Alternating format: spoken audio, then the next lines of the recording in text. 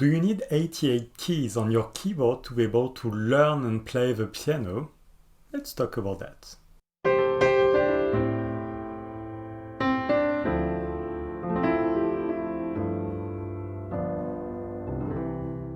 Hello, I'm Frank and I'm here to help you to become a successful musician.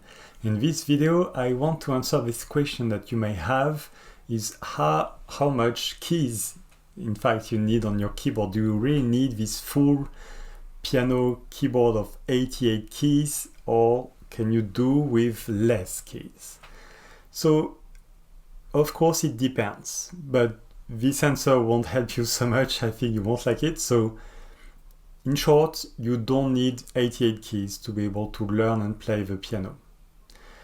But of course, if your goal is to play classical music and to a certain level, you will better do with 88 keys, because there are a few big composers like Beethoven who uses the full range, or almost the full range, so you will be limited with a smaller keyboard.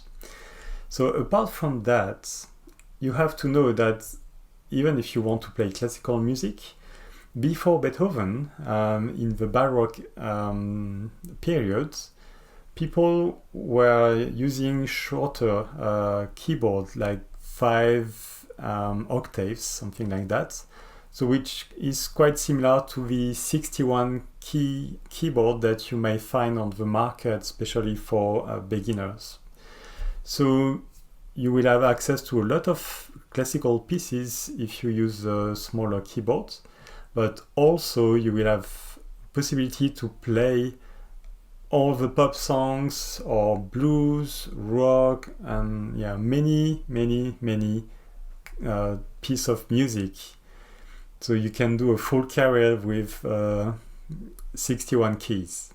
You don't need 88, absolutely, okay?